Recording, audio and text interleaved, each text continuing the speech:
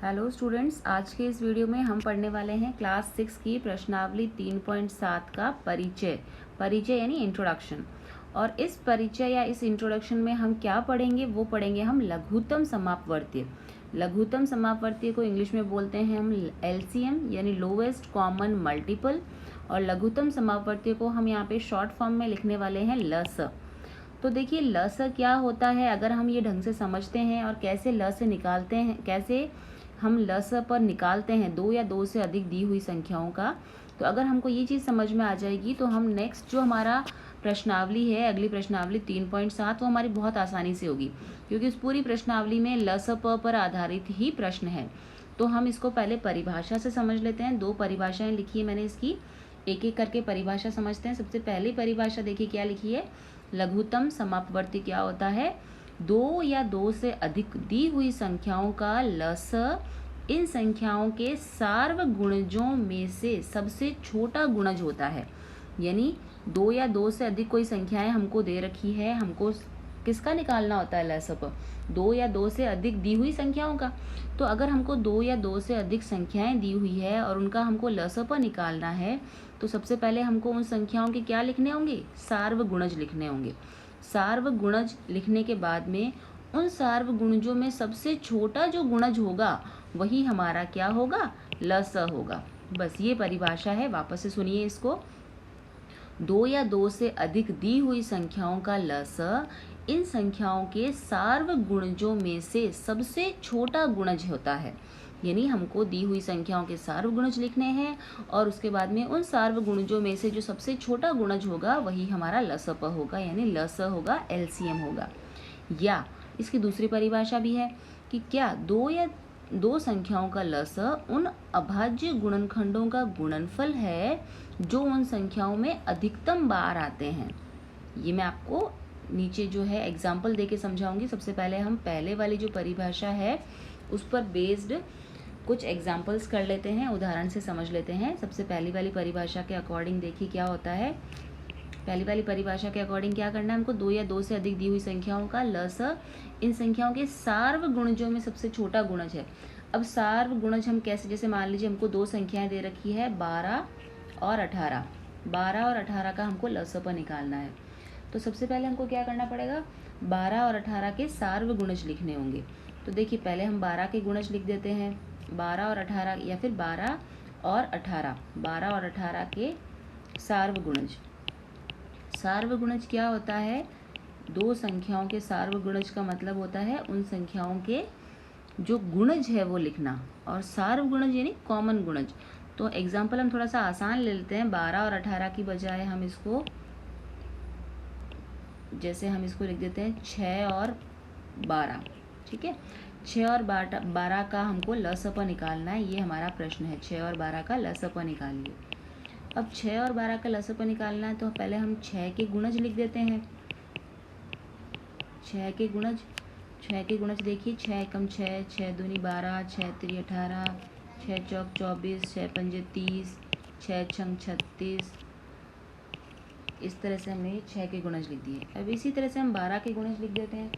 12 के गुणज क्या होंगे, 12 का पहाड़ा, 12 एकम 12, 12 दूनी 24, 12 तिरी 48, 12 तिरी 36, 12 टू 24, 12 3 36, 12 4 48, 12 5 60, ठीक है। ये हमने इसके गुणज लिख दिए। अब इसके हमको सार्वगुणज निकालने हैं। सार्वगुणज यानी जो दोनों में आ रहे हैं। तो देखिए हमने ये 6 और 12 के गुणज लिख दिए हैं। अब इन गुणजों में से हमको क्या लिखना है, सार्वगुणज लिखने हैं। सार्वगुणज मतलब कॉमन, दोनों के अंदर जो कॉमन आ रहे हैं। तो देखिए दोनों में कॉमन गुणज क्या है, सबसे पहले 12 दोनों में कॉमन है, फिर 24 दोनों में कॉमन है, फिर 36 दोनों में कॉमन है, इसी तरह से 48 कॉमन है। बस इतने बहुत है। तो दोनों के सार्वगुणज, सार्वगुणज हमको निकाल के एक जगह लिख देने हैं। तो दोनों के सार्वगुणज क्या क्या है, 12, 24, 36, 48। बहुत ज़्यादा नहीं लिखने हैं, 2-4 लिख देने हैं, बहुत है। अब इन सार्वगुणजों में देखिए परिभाषा पर वापस आ जाइए। हमने क्या परिभाषा दी थी, दो या दो से अधिक दी हुई संख्याओं का LS इन संख्याओं के सार्वगुणजों में सबसे छोटा गुणज होता है। अब जो ये हमने सार्वगुणज लिखे हैं इनमें सबसे छोटा सार्वगुणज कौन सा है, 12। सबसे छोटा सार्वभौमिक गुणज कौन सा है? 12। अब तो 12 हमारा क्या होगा? लसप, यानी हमारा यहाँ पे लसप क्या निकल के आया? 12। किसका? 6 और 12 का लसप क्या आया है? 12 आया है। ठीक है, ये तो हो गया पहला तरीका। दूसरा तरीका क्या है? दूसरा तरीका है दूसरी वाली परिभाषा। दूसरी वाली परिभाषा देखिए वापस से, दो संख्याओं का लस उन अभाज्य गुणनखंडों का गुणनफल है जो उन संख्याओं में अधिकतम बार आते हैं। यानी क्या करना है हमको अभाज्य गुणनखंड करने हैं। 6 और 12 का ही हम वापस से निकालते हैं। 6 और 12 के पहले हमको क्या लिखने हैं? अभाज्य गुणनखंड लिखना है। अभाज्य गुणनखंडों के गुणनफल के रूप में लिखना है हमको 6 और 12 को। इसके बाद में तो देखिए अगली वाली परिभाषा के अनुसार हमको क्या करना है? हमको 6 और 12 के अभाज्य गुणनखंड करने हैं। 6 और 12 के अभाज्य गुणनखंड कैसे होते हैं? अभाज्य गुणनखंड का मतलब इसी तरह से करना होता है। 6 का पहाड़ा 2 में आता है, 2 में भाग जाता है 6 का कितनी बार? 3 बार। 2 3 6 और 3 का भाग 3 में 1 बार। इसी तरह से 12 के अंदर 2 का भाग जाएगा 6 बार, फिर 2 का भाग जाएगा 6 में 3 बार, फिर 3 का भाग जाएगा 3 में 1 बार। तो ये हमने 6 के और 12 के अभाज्य गुणनखंड कर लिए। अब इनको हमें इनके गुणनफल के रूप में लिख देना है। 2 गुणा 3 और 12 को हमने लिख देना है 2 गुणा 2 गुणा 3। अब देखिए आगे क्या कहती है हमारी परिभाषा, दो संख्याओं का लस उन अभाज्य गुणनखंडों का गुणनफल है जो उन संख्याओं में अधिकतम बार आते हैं। यानी जो इसके जो, अब हमको यहाँ पे लसप लिखना है, तो लसप में हमको क्या लिखना है? जो इसके अभाज्य गुणनखंड हमने करे हैं, ये इन संख्याओं में जितनी अधिकतम बार आ रहे हैं, जैसे 2 जो है इसमें 1 बार आया है और 12 में 2 का गुणनफल कितनी बार आया है? 2 बार। तो यहाँ पर 1 बार है और यहाँ पर 2 कितनी बार है? 2 बार। तो अधिकतम कितनी बार आ रहा है? 2 बार। तो हमको 2 को 2 बार लिख देना है। अब बात करते हैं 3 की। 3 दोनों में 1 बार ही आ रहा है, तो 3 को कितनी बार लिख देंगे? 1 बार। तो इसका लसप 6 और 12 का क्या आ गया? 2 गुणा 2, 2 दूनी 4 और 4 तीरी 12। तो यहाँ पे लसप कितना आ गया? 12 आ गया। ये होता है हमारा लसप निकालने का तरीका। ठीक है, इसको हम एक और एग्जाम्पल लेके एक और उदाहरण से फिर से समझ लेते हैं। अगर हमको 2 या 2 से अधिक संख्या दे रखी है तो एक साथ अगर हमको उनका लसप निकालना है तो कैसे निकालेंगे? ठीक है, तो एक साथ हम लसप निकालना सीखते हैं। 2 या 2 से अधिक संख्या दे रखी है, जैसे हमको उदाहरण के लिए हमको दे रखा है कि हमको 20, 25 और 30, 20, 25 और 30 का हमको लसप निकालना है। तो एक साथ लसप कैसे निकलेगा? देखिए इस तरह से यहाँ पे ये हमको इस तरह से बना देना है। अब सबसे छोटी संख्या जिसका भाग जाता है इन तीनों में या तीनों में से किसी एक में, तो सबसे छोटी संख्या 2 से शुरू करते हैं। तो 2 से देखिए भाग जा रहा है कि नहीं जा रहा, देखते हैं। तो 2 से भाग जाता है 20 में कितनी बार? 10 बार।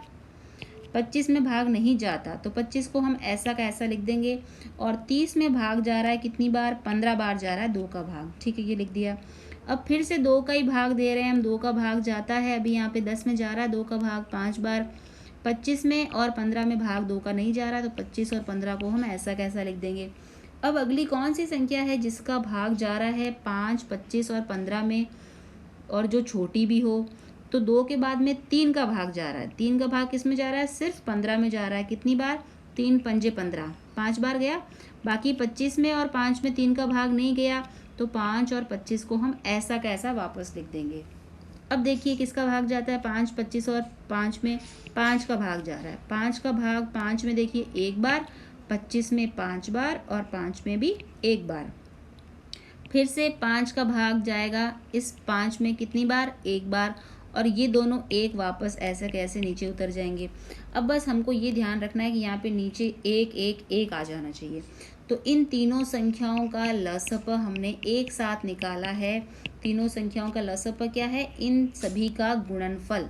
इन सब का गुणनफल यानी 2 गुणा 2 गुणा 3 गुणा 5 गुणा 5। तो देखिए कितना होता है? 2 दूनी 4, 4 तीरी 12, 12 पंजे 60 और 60 गुणा 5, 60 गुणा 5 कितना होगा?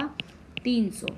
यानी किसका लसप आया? ये 20, 25 और 30, 20, 25 और 30, इन तीनों का लसप कितना आया है 300। यानी 300 क्या है, 300 वो छोटी से छोटी संख्या है जो इन तीनों का सार्वगुणज है। हमने पहली वाली परिभाषा यही पढ़ी थी कि तीनों संख्या या जितनी भी संख्या दी जा रही है उन सभी संख्याओं का सबसे छोटा सार्वगुणज जो होता है वो उसका लसप होता है। तो ये हमने इस वीडियो में सीखा कि कैसे हमें लसप निकालना होता है। इसके जो नेक्स्ट वीडियो है उसके अंदर मैं प्रश्नावली 3.7 सॉल्व करने वाली हूँ। तो अगर आपको प्रश्नावली 3.7 का कोई भी प्रश्न या पूरी प्रश्नावली देखनी हो तो देखिए मेरा नेक्स्ट वीडियो। और अगर आपको वीडियो अच्छा लगा हो तो वीडियो को लाइक कीजिए, चैनल को सब्सक्राइब कीजिए, अपने फ्रेंड्स के साथ शेयर कीजिए। Thank you for watching.